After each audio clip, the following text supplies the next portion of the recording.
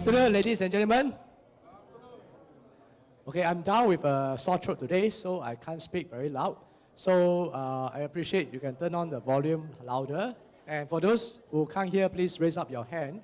Can I have a quick show of hands? How many of you here are first-time home buyer? Okay. And how many of you are existing home owner who are upgrading to condominium? Upgrader. And how many of you is an investor who is buying your second or third property?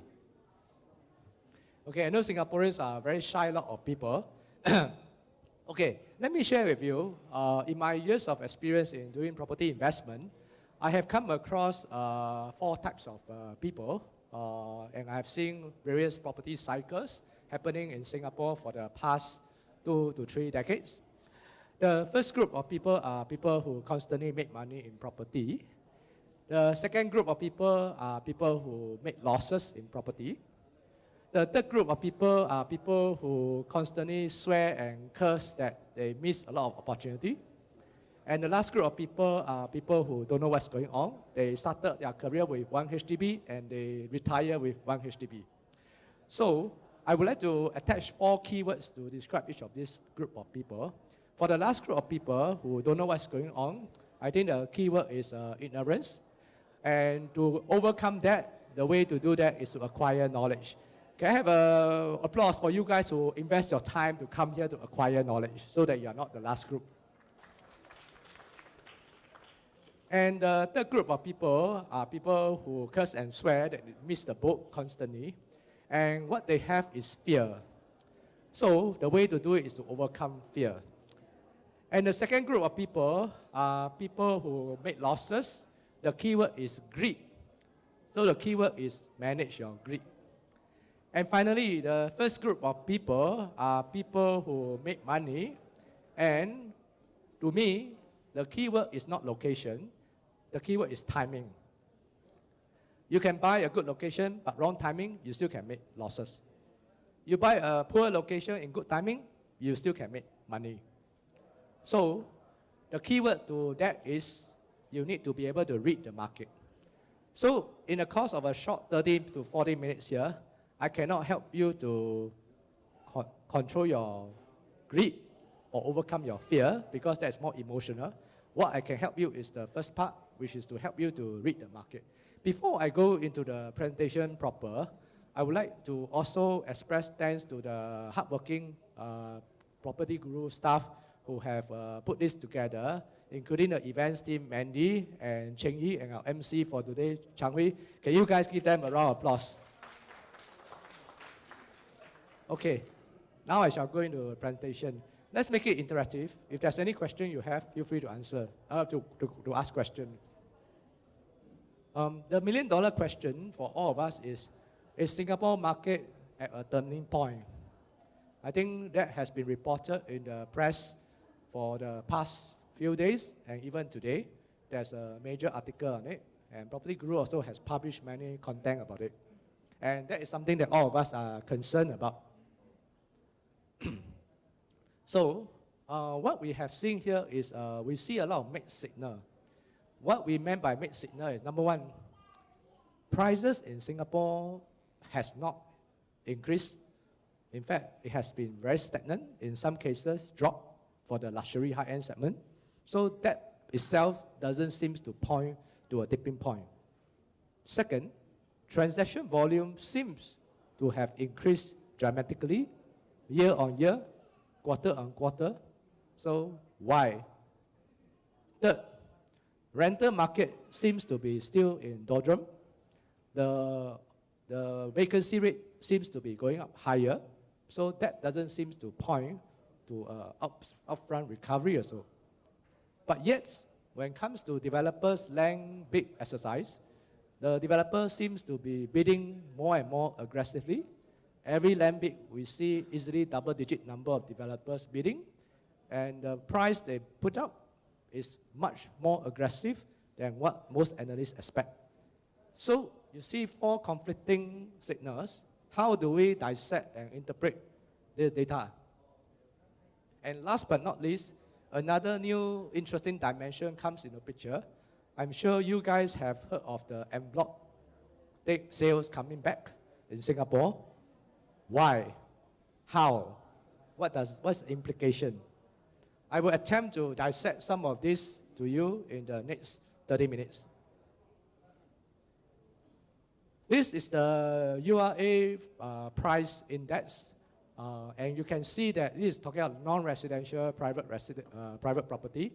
And you can see that as of now, and even beyond, the price has not increased. In fact, the price has been softening or stagnating for the past few quarters. But this is also another interesting figure. You look at private home sales performance. When you aggregate all the sales together, if you look at 21/7, you have 13,462 transactions compared to the last half, 21/6, it's only 6,280 transactions. Obviously, the transaction volume of private residential sales have gone up dramatically this half compared to the last half. And even the last quarter compared to the previous quarter. So that is something food for thought. And if you look at the median price comparison between 2017 and 2016, there's not much significant difference. So I was interviewed by CNBC why there's a conflicting signal between price and volume. So this is my explanation. When the market there's always a property up cycle and a down cycle. In a property down cycle, the price and volume does not go in tandem. There will always be a tipping point of one versus the other first. So in this particular case for the Singapore down cycle, the one that has tipped first is the volume. Why is that so? Because in the very first place, the past 7 rounds of cooling measures that the Singapore government has implemented does not really bring down the prices of Singapore property dramatically. The prices actually dropped a little bit. What it has succeeded to bring down is the transaction volume, which is why for the last 2 years, 2016, 2015, 16, 2014, you are seeing a very, I would say a desert of launches. You are talking about many empty units. So people are not buying, people are holding back their purchase. But that doesn't mean the prices have dropped dramatically because by and large, most Singaporeans still have a job and most Singaporeans financially is quite sound. And due to the implementation of TDSR, most Singaporeans by far are very prudent in terms of their borrowing. So there is not so much of a forced sale or bank mortgage sales, even though the renter may not be there. So by and large, Singaporeans, if I were to summarize, have strong holding power on their property. Hence, the prices does not really come down that much. And because of that, the one that come down is volume because many Singaporeans hold back their purchase because they are anticipating the price to drop. That's number one. Number two, they are also expecting they don't want to pay the ABSD that the government has implemented. So they are anticipating the ABSD to be removed or lifted. So there is a lot of anticipation by the buyers. To put it bluntly, all these buyers are all sitting at the sideline, holding their cash, waiting to pounce. So come 2017 and even the later part of 2016, what we are seeing is developers are more willing to price their product to sell. So when a developer price their product to sell and they put up very interesting feature with a strong location attribute, then Singaporeans who are holding back the cash are willing to jump in. Because in my years of investing in property, dealing with agents, I always believe in this mantra. Any property can sell. There's no property that cannot sell. It's all about the price. Yeah. So as long as the seller price the product to sell, there will be a buyer who has the cash to buy. The recent performance of the new launches in Singapore does show indication that Singaporeans still have the purchasing power. Just that they are just waiting for the right price point and the right product and the right location. Therefore, I would say in summary, my analysis to CNBC is the market has hit a tipping point based on the transaction volume. But the prices will not recover so fast because there are still a lot of unsold inventory, and secondly, the prices did not drop in the first place by that much. So do not expect the prices to drop further, neither do you expect the prices to recover very quickly. So now is a transaction volume recovery. So the next question is new launch market. What we are seeing here is the increase in transaction volume. I think we have seen a lot of projects doing well, Queen's Peak, Alps Residence, and even this year, Clement, Canopy, Paya Lebar Quarter, and the recent case of EC that was sold out in one day. We have seen all these things happening. Then next, what is another indication or signal that we should watch out for when we want to plot the property cycle? The key thing to watch out for is the developer land bidding exercise. Look at this government land sales happening in April 2017. Never have Singapore seen 24 bidders, means 24 developers, all competing for one piece of land. And in this case, it's probably it's the second highest number of bids ever received in the history of Singapore.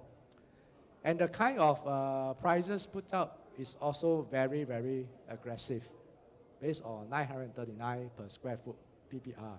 In the end, SP Setia won the bid. But as SP Setia won the bid, there's one happy man, but 23 angry and disappointed men. What will they do? They will still have to bid for the next land, and the manager or the director who is in charge of bidding the next piece of land will be under a lot of pressure from the CEO or the board and say, hey, why didn't you get the piece of land from here?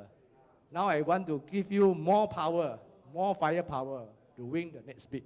So what it means is that the next bid, people will likely bid more aggressively because all of them have their own KPI. You have to understand, developers is just like manufacturers. They need land in order to produce products. If they don't have land, how are they going to cover their fixed overhead, their manpower, their rental? So what you see here is you have one happy developer and 23 hungry developers. And they are a mix of both local and overseas developers. That is another clear indication of a market recovery. You see, when we look at property cycle, you cannot look at now. PropertyGuru has done a sentiment survey on consumer recently. We find that consumer sentiments in Singapore is still quite dampened. But NUS has done another sentiment study on developer. Many of them are very buoyant. The difference is that when they do a survey on consumer is always looking at now. That is a typical consumer mindset. But when you survey the developer is not looking at now. He is extrapolating 1 to 2 years ahead. So if you want to be the first type of investor that I shared with you, you have to look ahead, predict what will happen 1 to 2 years ahead, and not look at now, and not look at 2 months ago. Then you can win the game. So based on that selling price, it's expected that SP Setia, which got the land in Upper Bukit Timah at 1,600 per square foot, at 900 over per square foot, the break even is likely to be 1,400, 1,500.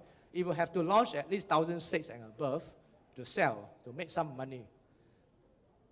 But there's already some existing development there that is already selling 1,500, 1,600, and it's freehold, whereas this one is leasehold. So what it means is that it's very clear to us that all those new land bid, their prices will definitely be higher than existing project. Next, even more interesting. There's developer who bid for 1 billion Sing dollar just to buy a piece of land in Stirling Road, which is around the Queenstown mature area. I had the opportunity to interact with many developers in Thailand and Malaysia. To pay 1 billion Sing dollar for a piece of land is unheard of in this country. Yeah. What they are paying for land is probably a small fraction, maybe 10% or 5%. But this is the kind of price the developers are paying. And the developers who come over here to pay $1 billion consist of the Chinese group, Logan Property and Nanshan Group. In fact, another interesting point to note is that Logan Group, this is the first time, this is a Shenzhen developer, this is the first time they set foot in Singapore. That means this is their maiden foreign direct investment into Singapore. So what does it mean? Just now, if you recall, the Upper Bukit Timah land bid by SP Setia, which won. SP Setia is a Malaysian developer. Logan is a Chinese developer. What does it mean? What it means is that many overseas groups are confident in Singapore. That means they are placing bets on the Singapore economy, because property is always a derived demand. If they don't have confidence in the Singapore economy, they wouldn't put up $1 billion to back on Singapore. And many of these big developers, whether it's in Shenzhen or in KL, they are very sophisticated. Before they even make the bid, they will have probably sent scores of MBA to Singapore to do all kinds of study, from employment to income to economic, before they decide to sink in the kind of money, because they have the board to answer to. So what does it mean? It means that these sophisticated investors have done their homework on us, Singapore. They are confident in our economy in the long term. That is why they are placing such a huge bet on us. So that is another key point to take note of. The other key point to take note of is the aggressive price that they are submitting. Based on the tendered price of 1,050 PSF PPR, the estimated break-even cost, because this is going to be a slightly higher end in Queenstown, the least will be 1,500, the highest could be 1,700. So they will probably have to sell more than 1,780 per square foot to make some money. So what it means is that you compare that with any other surrounding existing launch, it's definitely higher. But yet, they are talking about the future. So what it means is that whatever that's existing now is definitely more worthwhile, because in the future, these products will definitely launch at a higher price, because they have to cover their costs. There's no way a developer will launch a product that cannot even cover their break-even price.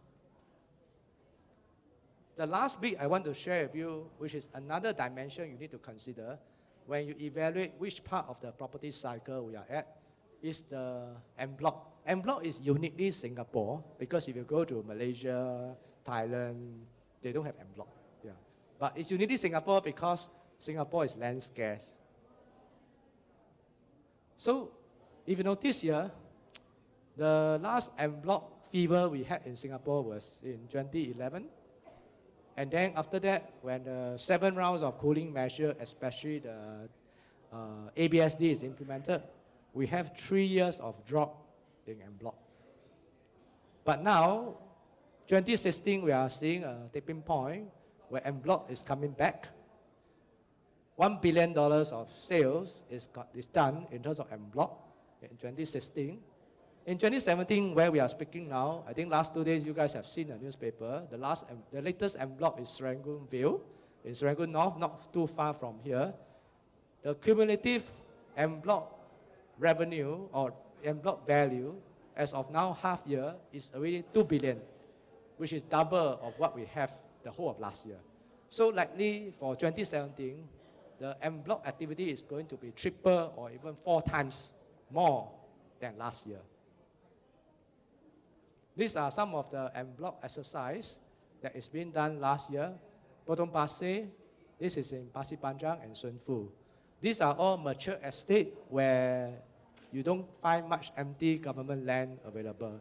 That's why developers go for it. And secondly, developers who cannot get the land among the 24 bids or the 12 bids, they will have to turn to the existing en bloc activity in order to get stock for them to continue to mint units to sell. These are the en bloc activities in 2017. It has doubled even within the first half. So I'm sure the second half there will be more coming out. This is another clear indication that the market has hit a tipping point. Because if the market is down, there won't be so much en bloc activities going on. And more importantly, you have to consider all these, I don't call them jokers, all these lucky fellas who are gotten the en bloc windfall, easily walk away for Serangoon View, 2 million Sing. With 2 million Sing per project, maybe one project, you have 500 units.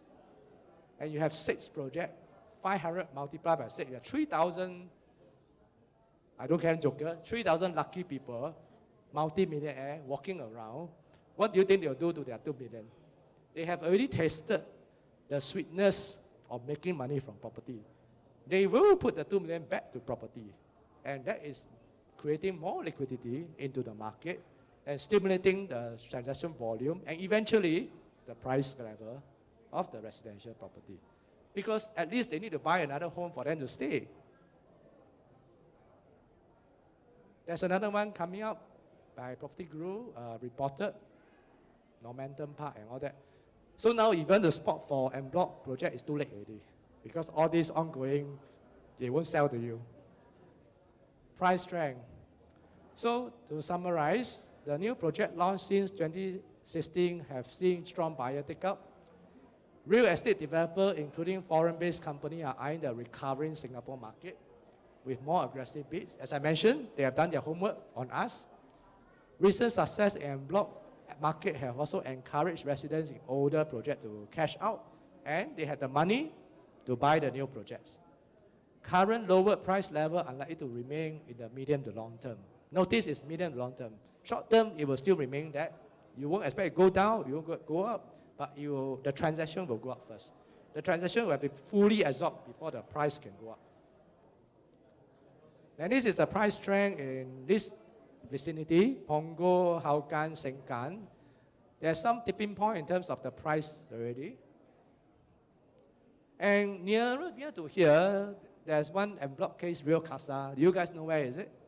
It's just a short 5 minutes drive near the river. The price the developer paid for 700. Their break even is likely to be 1,000 to 1,001. They have to launch about 1,004 in order to make some money. Compared to where we are now, it's 1,265. Of course, there's another more expensive guy over near the Coven site, 1,456. So if you look long term, the current projects that were launched 2-3 years back does offer some value for money because we know that the new launches by the developer who got the en bloc exercise will definitely not be cheap. Okay, thank you very much for your attention.